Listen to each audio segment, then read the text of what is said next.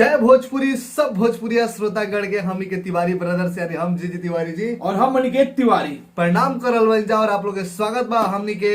Reaction channel BFC reaction के माध्यम से। आशा करते हैं आप लोग बहुत बढ़िया होखम जा और आप लोग के भाषा में लेके हाजिर बनी जाएगा नया रिएक्शन वीडियो जौना के आप लोग को बता दी कि वो बहुत कांड हो गए वही से आप लोग के लेट होता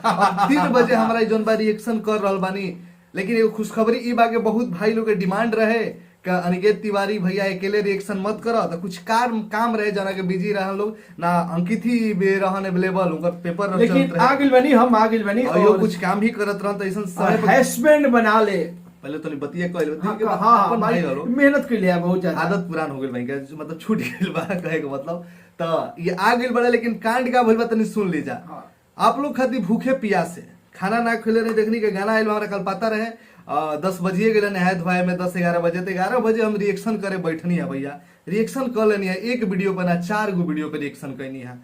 कांड ऐसा भैया के अपन मोबाइल में रिएक्शन करनी है मोबाइल में वीडियो शूट हो रहा है ले जाके सिस्टम ले जाए सिस्टम हम एडिट करे नहीं तो सिस्टम में जैसे ही क्या करनी है कि एगो कॉपी या पेस्ट आवेला तो हम कॉपी ना करनी है कट कर लेनी है कट या कॉपी आवेला तो कट करनी है एक बाद कंप्यूटर में पेस्टे ना भैला ना अब उ फाइल कट कैला से मतलब मोबाइलों में उ फाइल ना रहेला कट हो जाला कॉपी कैला से होला कि कॉपी हो जाता पेस्ट कैला पे कंप्यूटर में लेकिन वो सिस्टम में ना पेस्टे भइल है और ना मोबाइले में फाइल बाच गेल। अब रिकवर के कई गो देखनी है कोनो से रिकवर ना हो पाइला वीडियो पता ना कहाँ गइल हमरा खुद ना पता बहुत मेहनत कैले बड़ा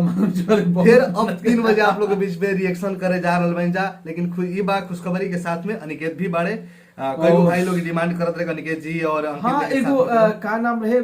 विजय सिंह यादव लड़का भी मैसेज भी हमारी कहले बड़ा कि भैया आप भी आई बहुत से लोग मैसेज कैले बा तो चलिए रिएक्शन ज्यादा बात हो गई रिएक्शन शुरू कर जाओ ओम झा जो गाना पर रिएक्शन करे वाला मानी जाओ गाना के नाम बा हस्बैंड बना ले अब बहुत चर्चित गाना रहे भैया काफी दिन से दर्शक वेट करत रहे बहुत मतलब आज से 4-5 महीने पहले गाना के वीडियो शूट हो चुके रहे बहुत ज्यादा प्रमोट भइल एक गाना के पहले नाम रहे बॉयफ्रेंड बना ले बाद में गाना का नाम हस्बैंड बना ले कर दिया गई और आ गेल बा म्यूजिक वाइड पे वीडियो काफी जबरदस्त लाग रहल बा वीडियो के चर्चा भी भई रहे तो चलिए देखल जाओ आखिर का रिएक्शन आ रहल बाटे हम तो एक डिटेल बता दी कि गाना के लिखल बड़े श्याम देहाती म्यूजिक बा ओम झा जी के और में जो एक्ट्रेस बारी फिट बारी उ बारी पर जो कि ए वीडियो के खर्चा भी उठैले रही तो मिला जुला के जबरदस्त वीडियो बा अब रिएक्शन शुरू कर दिया जाता है ई रहले तो हम ना ज्यादा बोले नहीं बाकी हम तो अकेले बोलबे करनी बस रिएक्शन शुरू कर पे वो छोट नहीं हो रहा आप से करे नहीं भैया भी गाना गावे ले और इनकर कई गो गाना के डिस्क्रिप्शन में हम लिंक देले बानी आप लोग जाई जा लिंक पर क्लिक करके सुनी जा और एक बार अपन सपोर्ट दी जा स्टाइल में कहनी तनी ऐसा दिल के कोना में हमरो के जगह दे देम जा बहुत बड़ दिल बाबा कोई जाने के जगह बा जो बिगाओ ना बिगाओ ना ची कोठो में दे देम जा तो ठीक रही तो प्यार आशीर्वाद देम जा बस मजाक करे नहीं अपन अंदाज चलो शुरू कर जाओ चलिए रिएक्शन शुरू कर जाओ।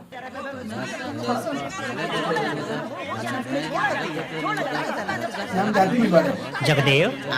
कल लड़के मिली थी उसको पटाए कि नहीं? अरे छोड़ो यार क्या पटाना है सटाना है अब सबको हटाना है जो अच्छी मिलेगी उसको पटाना है। अच्छा गाड़ी से भाई बहुत कम हो रहा है। Hey you idiot,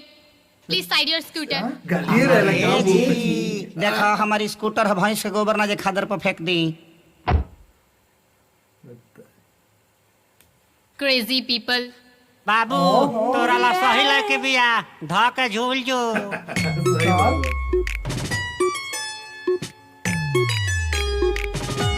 वीडियो मेहनत के लिए भाई ओहो न्यू लुक बिन मतलब क्यों ठंडियां है भरता है लेबल न तेरा मेरा मैच करता है बिन मतलब क्यों ठंडियां है भरता है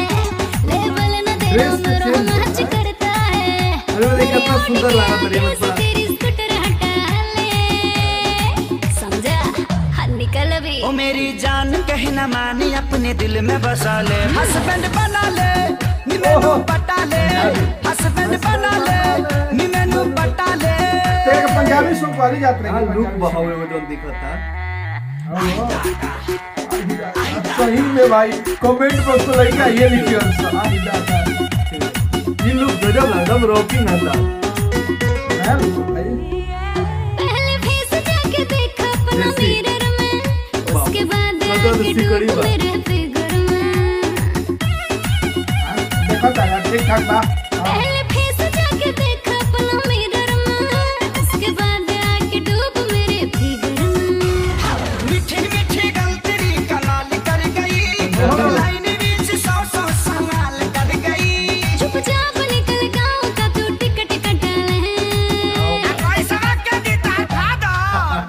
ठीक है। जान कहे न मानी अपने दिल में बसा ले, हस्बैंड बना ले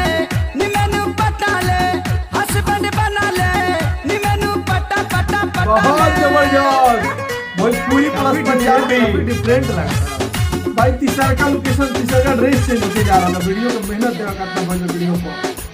तू मैंने जानदानी भर जानी है रे सुन सारी बात मेरी साफ साफ बेबी फालतू का मेरे पीछे होना क्रेजी क्या ही look लग रहा है, एकदम लगा था बॉलीवुड के कोई गाना,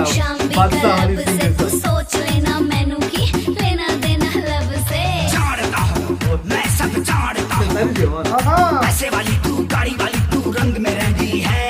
मैं भी देहाती देसी गवाटी बोल क्या कहती है, मेरी बॉडी से तू सटेगी पक्का है, मुझसे ही पटेगी। अभी ये हीरोइन ए लुक में कितना अच्छा जो लगा। बढ़ रहा है बीपी तेरा उसको घटा ले जा तो बड़े बाजा ओ मेरी जान कहे न मानी अपने दिल में बसा ले, हस्बैंड बना ले नी मैनू पटा ले, हस्बैंड बना ले नी मैनू पटा पटा पटा ले। वाह वाह लड़का भेजा बोली हंसन ये तिस्कर या ठीक है पकड़ लिया है। कांड हो- जगदेव कांड हो- हमारे आज जो चल बॉडी भाई देखो, तू ना है इंड तो भाई बड़ा जबरदस्त भाई ला कुछ भी कहो। हिंड भइल है ना, कांड हो गइल हाँ कांड हो गईला। सपना में का स्टोरी तो वीडियो भाई बहुत ही जबरदस्त बा, बहुत ही जबरदस्त। पहिलका बार हमको खेसारी जी के ऐसा वीडियो देखा तानी जोन की टीसी सीरीज में गइल बा, जोन हिंदी चैनल पे ओकर नहीं बात कर, सिंपल में जोन भोजपुरी चैनल पर रिलीज भइल बा।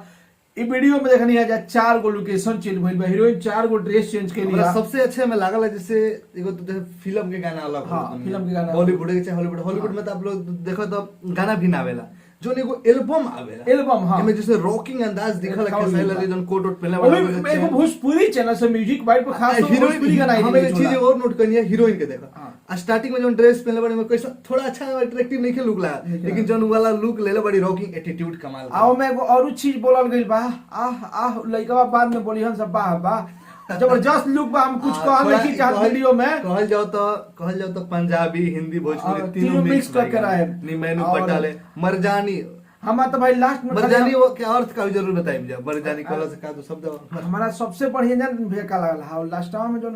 भइल सेंडिंगवा नो ड्रेस पता ना कहाँ तक पहन गए हम कहानी के रहे तो वीडियो में ना बात के लिए तो ठीक है रही, लेकिन ऐसा बात भोजपुरी में पहला बार ऐसा अपना मतलब बढ़िया ड्रेसिंग सेंस माने के पड़ी। जबरदस्त वीडियो बा, कमाल के बाटे, बहुत मतलब देखे लायक बा, एंजॉय करे वाला हाँ। वीडियो बाटे, जैसे कि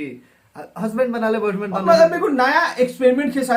खेसारी जी द्वारा कइल गेल बा, नया अनुभव बाकी हिंदी के पंजाबी के एके में मिक्स करके जो भोजपुरी तीनों कुछ नया मिक्स कइले करके बड़ा, हाँ। दियल गेल बा कि पब्लिक के का लगता। तो देखल जाए तो भैया भोजपुरी में भी एक्सपेरिमेंट होता कहे कि हाँ भाई कौन पब्लिक पसंद कर रहल बाड़े, का पसंद कर रहल बाड़े। तो आप लोग ये गाना के ज्यादा से ज्यादा प्यार दी जा। म्यूजिक वाइड पर रिलीज हो चुकल बा, फुल फिगर में देखल चाहते हैं तो जाके देखी जा, फुल फिगर में जबरदस्त वीडियो बा।